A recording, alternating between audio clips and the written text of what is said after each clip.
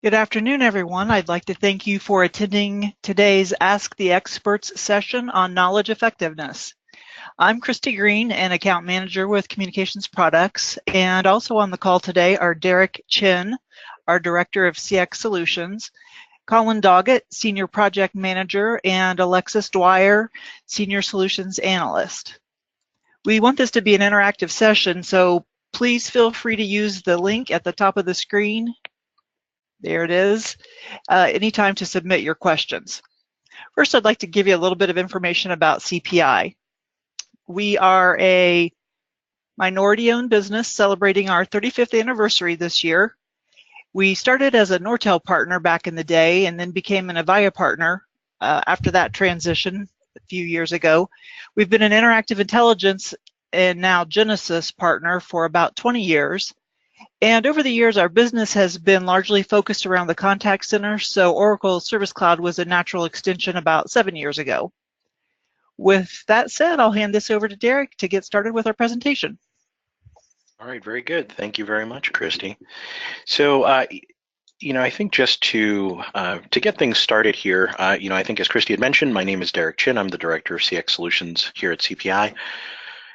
What we wanted to do with our series of Ask the Experts was we wanted to really probe different topics that we know that we've gotten through our customers, but certainly through the Oracle Service Cloud community, and also just out and about. And so this week's topic, or sorry, this month's topic, is we're actually going to be talking about knowledge-based optimization, right?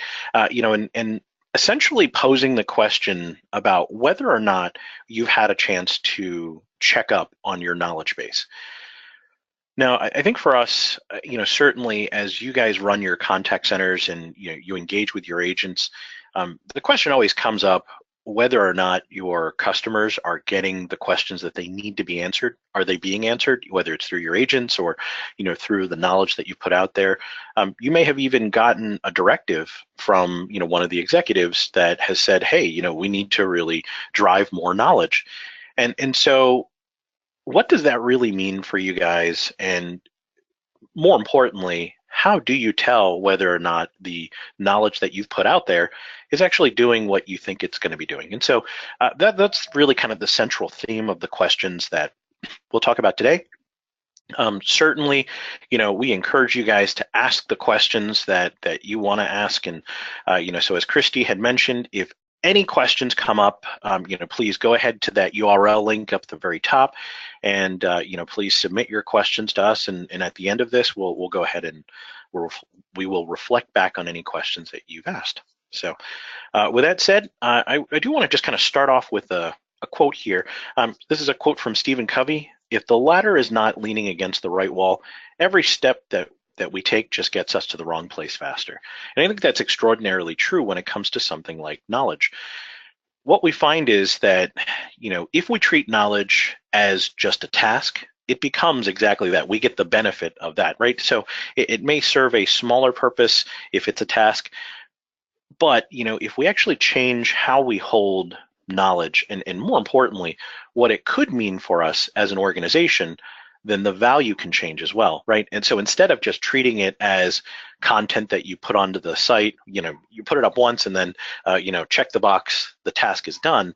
What you may find is that, really putting out the knowledge, the correct knowledge, actually can be as effective in some cases as opening up a whole nother channel. And so what we really want to explore is we want to explore a few ways that you can examine your knowledge and to see whether or not it's actually being effective for you today. So in this diagram, what we've captured here are 4 of the areas that we tend to look at first, right? So whenever we're talking about knowledge-based optimization, it's really about getting a feel for total visits. It's really understanding time on answer. It's understanding the exit percentage, and then ultimately it's understanding the escalation percentage. The combination of these 4 items is ultimately what creates the picture. Any one of these things, you could certainly argue that they create an effect, but what we would actually recommend is, instead of looking at it in that particular way where these are independent, mutually exclusive attributes, think about them more like interrelated qualities, and that they are all related, so that you may have a spike in total visits, but that may actually then lead to a lower exit percentage, or vice versa, or longer time on answer actually leads to a shorter escalation percentage, right? So there are some correlations to draw, and the most important thing that we want to kind of put out there before I go into each and every one of these specifically is for you guys to really look at these 4 metrics as more of the beginning of your story. Whenever you're looking at any of these metrics, right, there's always a story to be told. I think you guys have kind of seen that in one way or another. And so for us in knowledge base, these 4 metrics will help us to tell the story, and typically that story is about return on investment, or just at minimum showing that whatever efforts that we've put towards this, towards the knowledge base, has actually paid out for what we're using it for. So with that said, let's talk about the big concept here. And today's big concept is going to be to really focus on the small things that make the biggest impact. Far too often what we have is we have these grandiose plans where we're trying to change the world. And I think those are certainly, those are great goals to have, but, sometimes they take a lot of time. They certainly take a lot of resources, whether it's, human resources, financial resources, time resources. But what you'll find is that a lot of the time, it's not really the big things that are going to make the biggest difference, right? Sometimes it's the little things that ultimately can help us to get to the next level, at minimum, to move the needle. And so what we want to do is we want to introduce to you guys what this looks like. So let's talk about the first couple things here.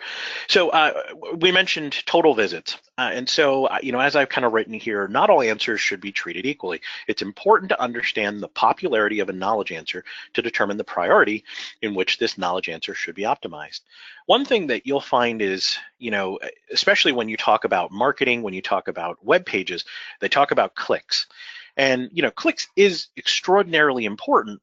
However, when you're talking about it in the context of knowledge, there is another dynamic that you have to consider, right? And so just because you get a click doesn't necessarily mean that, this is an important answer. It could, one click for, a customer portal site, or, a knowledge widget, where the total number of clicks is 100 clicks. So 1 out of 100, that may be fairly significant. That's 10% of your volume.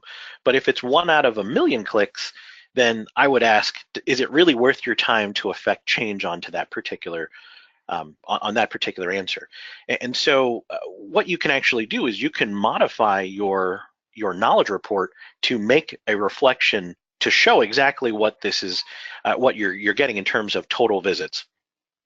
The value of getting this is that it puts everything right into context, right? So if you know that your answer has gotten 20,000 hits based on, traffic that, let's say for the month, you're getting 200,000, clicks onto your customer portal or your knowledge base, and out of those 200,000, you're getting 5,000 hits just on this one answer.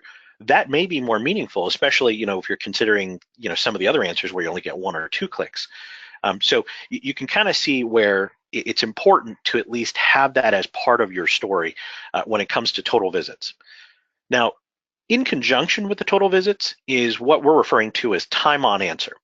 So in the world of contact centers, I think all of you are familiar with the average speed to answer, right? So in typical telephone talk, this is essentially the time where the phone starts to ring, or, the call gets transferred to the agent, and then the agent picks up, right? And so, in the world of contact centers, we always talk about average speed to answer as, a direct correlation to service level or abandonment rate.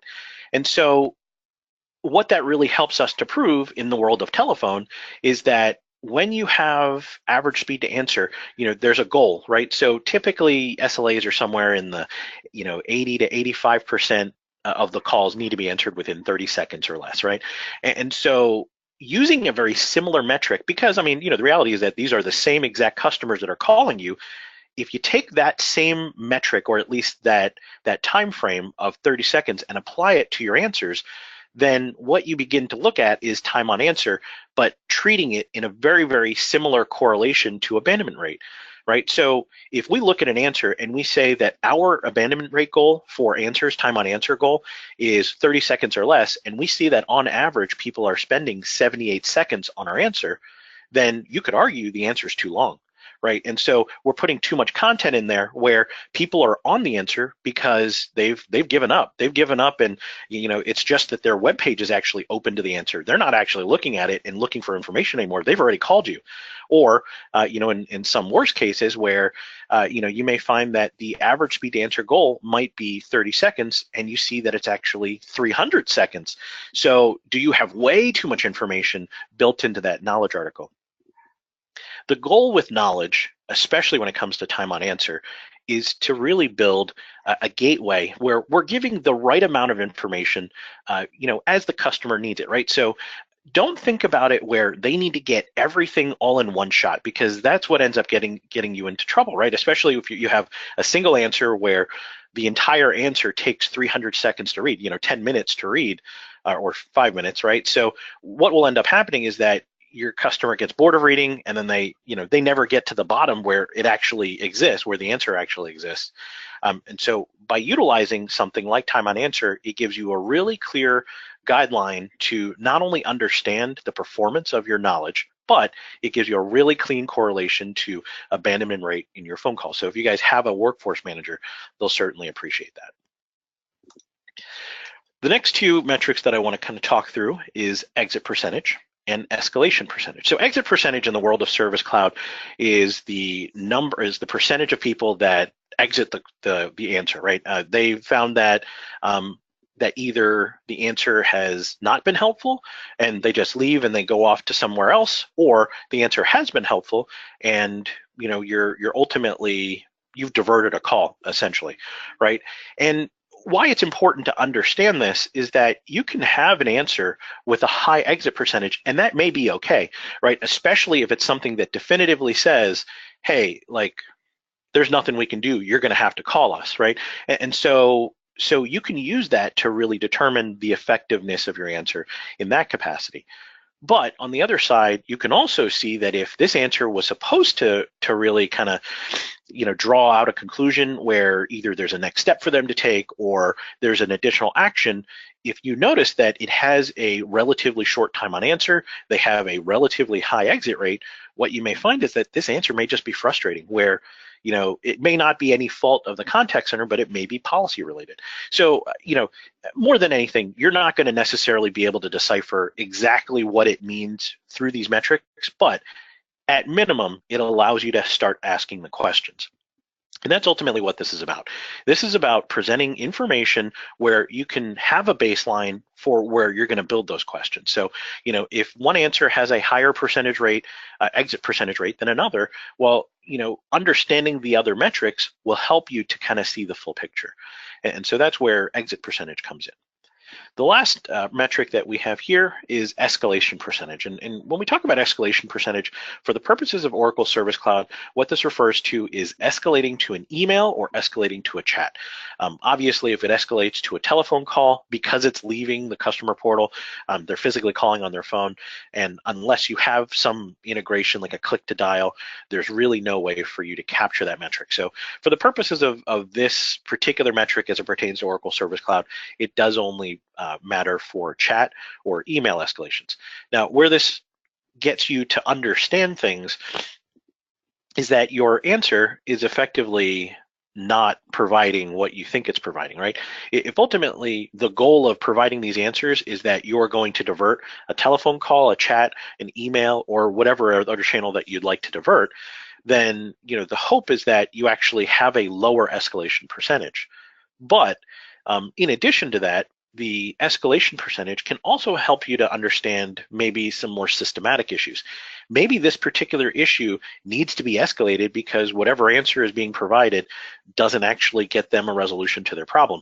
Policy-wise, it may actually be the right answer. It may be exactly what you would have told them on the phone, but it's not satisfying to them, right? And so that's really where the escalation percentage can really come to light to help you to understand how you guys are structuring your knowledge base so that it is truly doing what it is that you're looking to do. So with that said, those four things really are kind of the key metric, and if you're thinking about those four areas, it's total visits, time on answer, it's the exit percentage, and the escalation percentage. And those four things together can really truly begin to provide to you guys a very clear picture as to how things are coming together. So with that, those are kind of my quick tips for today. So as I mentioned, there is a link at the top, and certainly we're welcoming some questions here. So we do have a couple of questions. So let me go ahead, and I'm going to show this first question. So this question comes from Melanie. Can we optimize/specify our URLs in the knowledge base? So let me see if I can get a little bit more. Melanie, I don't know if I think you're called in over the phone. So if you press *6, you should be able to unmute yourself. If you can give us a little bit more insight as to what you're looking for.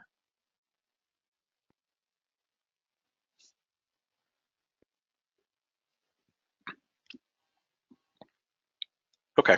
All right. So so generally speaking, when we say can we optimize/specify our URLs in the knowledge base, generally speaking, what it is it's a URL that just exists. So it's a reference to, if you're doing it through the customer portal, it's a reference to your customer portal site, and then you can actually specify through your URL, you can specify a knowledge answer, right? And so what you'll be able to do is you can actually call out an answer ID, so that if you want to link to something or you want to provide a very specific link, you can certainly do it in that way. I don't know if that's exactly what Melanie was looking for, but certainly you can. That would be how you would specify a URL in the knowledge base. Okay, great question, Melanie.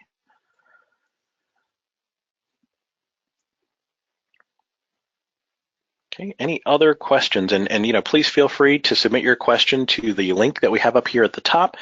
It's ask a question at the goo.gl/slides/RCC8ZD.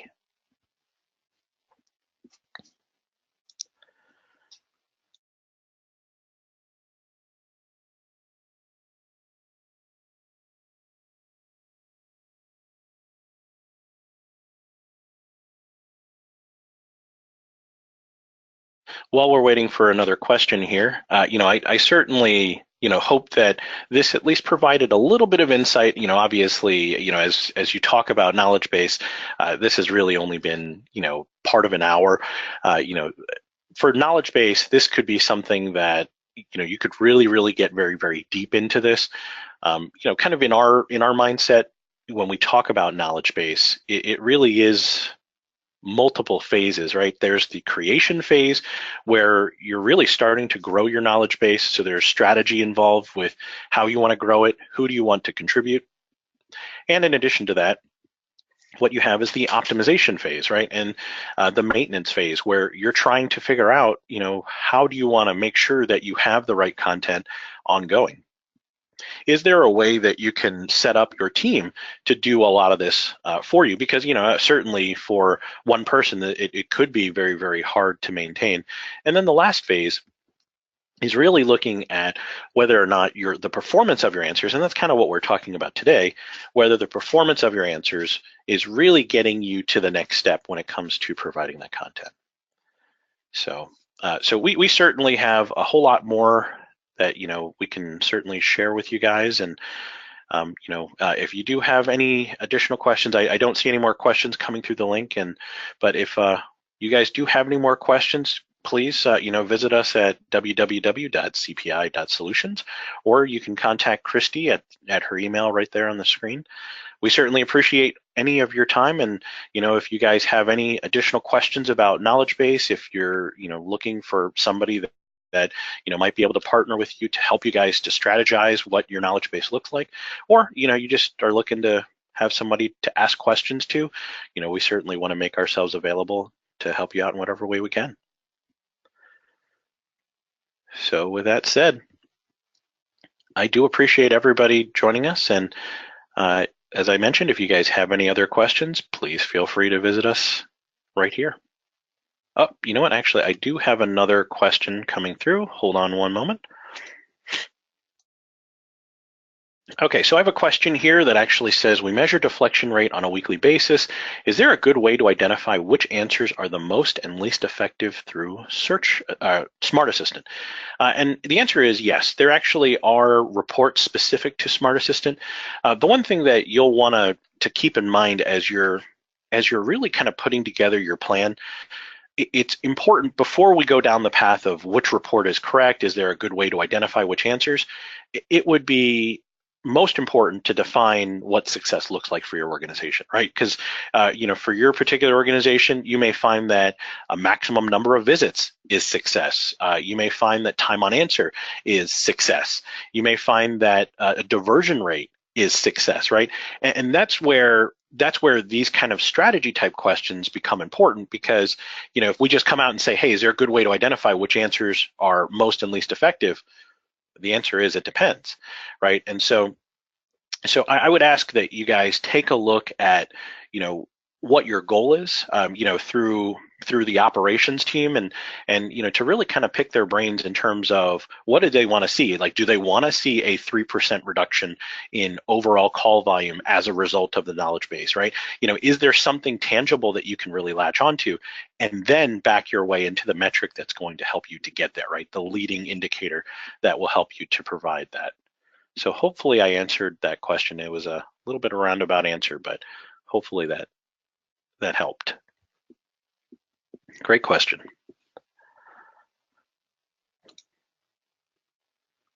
All right, everyone. Well, I certainly appreciate everybody's time. Hopefully there was some little tidbits that you guys can take away from this. And, we certainly appreciate you guys joining us for these Ask the Experts. We certainly hope that, you guys are getting benefit from this. And if you ever have any questions, or, even if there's a topic that you'd be interested in hearing about, send us a note and we'll certainly try to get it into the schedule. So on that note, thank you very much, and we appreciate your time.